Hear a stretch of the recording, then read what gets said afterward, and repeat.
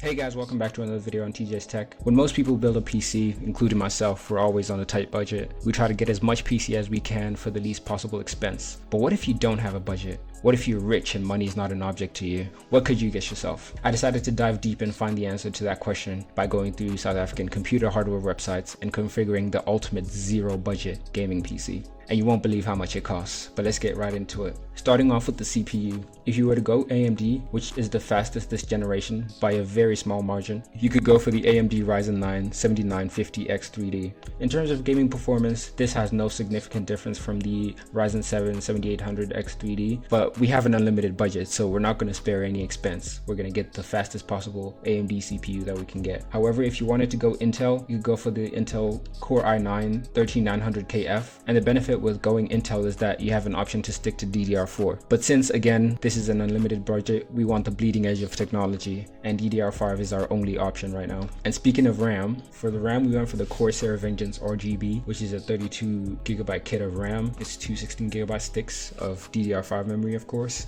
and it runs at 6000 MHz. Naturally, since this is an unlimited budget, we can get two of these, which would add up to almost 6000 for just the RAM. But you can easily get away with just the 32GB kit. Even 16GB is still enough in 2023, I think. Even as a content creator, I never need more than 16GB. But like I said, this is the bleeding edge of technology, unlimited budget, so money is no problem here.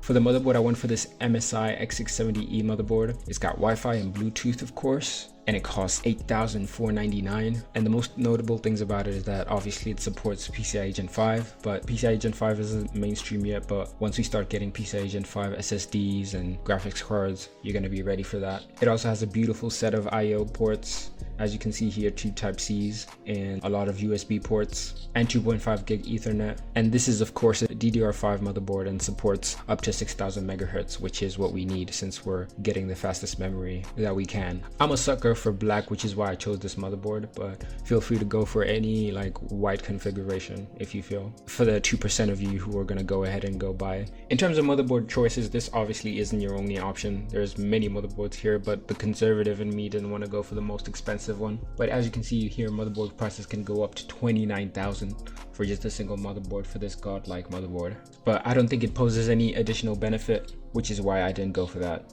But clearly you can see you can go up to 3 times the price of the motherboard that we chose. So for our CPU cooler, we went for this Corsair iQH150i Elite. It's a 360mm radiator, and it supports AM5, of course. It also has a cool little LCD panel, which I think you can load up with GIFs and all that other stuff using the Corsair software. Oh yeah, and did I mention it's 5,849. This cooler also comes with 3 Corsair RGB fans, of course, because it's a 360mm radiator. You might notice that I'm choosing a lot of Corsair parts. That's because I want our PC to be cohesive so we don't have a problem syncing all the RGB and all the software.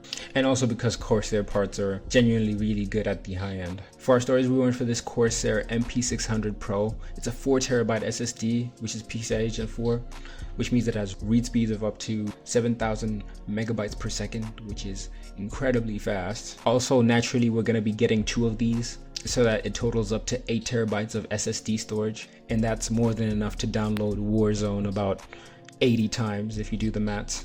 Another thing that's worth mentioning is that there's obviously 8 TB options, but the reason why I went for 2 4 TB is that it helps us split our memory, which is good just in case of drive failure, and also because if you get 2 of these 4 TB, it's 18,000, while if you get just 1 of this 8 TB, it's 22,000, which means you're spending about 4,000 more. I know it doesn't matter because it's an unlimited budget, but just because you have an unlimited amount of money doesn't mean you should be impractical. For the case, we went for the Corsair iQ4000D RGB. It's a mid-tower case, and just make sure when you're choosing a case at the high end that it has enough GPU clearance for your possibly massive GPU. You can imagine what kind of GPU we're going to be getting at this price range. And also make sure that it supports whatever radiator or CPU cooler that you're going to be using. In our case, it's a 360mm radiator, and as you can see here, it supports up to 360mm radiators, so we're good in that department. And it supports GPU up to 360 millimeters, which means if our GPU is shorter or just 360 millimeters, then we're good for clearance. This is a really good case, and I don't think anybody can argue that is a bad choice. Cable management in this case is going to be pretty easy, and this case reminds me of the case that I recently built my latest PC in. And by reminds me, I mean the case is an exact photocopy of the 4000D, as you can see here, which isn't bad because as you can see, Corsair really nailed it with this case. It's an amazing case. But moving on to the most important part of our PC, the GPU. For our GPU, naturally we went for the RTX 4090. There's really nothing on the AMD side that can compete this generation. It's literally the fastest GPU in the world right now. I specifically went for the Palette GeForce RTX 4090, which has a cool crystal design around the GPU that lights up in RGB, which is obviously great for performance as well. It's also a 24GB GDDR6X card, which means we're definitely not running out of VRAM here. And also it's about 329.4 millimeters in length, which is more than enough to fit into our Corsair 4000D. As you saw earlier, it supports up to 360 millimeter cards. And I think it's also a 4-slot card, so we're definitely going to be using up those PCIe lanes. And to power our very expensive PC parts, we're going to be going for the Corsair RM1000X Shift power supply. It's that new Corsair power supply with the connections on the side of the PSU instead of on the back like we're used to with most power supplies currently. It's also 1000 watts as the name suggests, which is going to be more than enough to run our 4090 and 7950X3D. I think at maximum they can take up to 900 watts.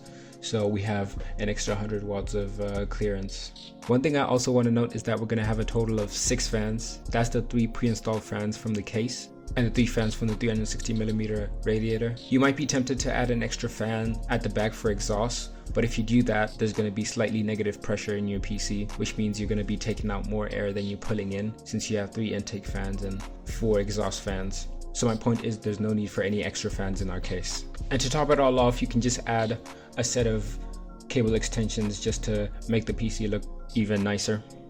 So after summing up all our parts, it adds up to 92,134, which is crazy. But let me know what you guys think in the comments, if there's anything we could have added to this build, which I don't think, because it's already overkill. But thanks for watching. Make sure you check out my video from yesterday of me building my brand new all black gaming rig. It'll be on your screen right now.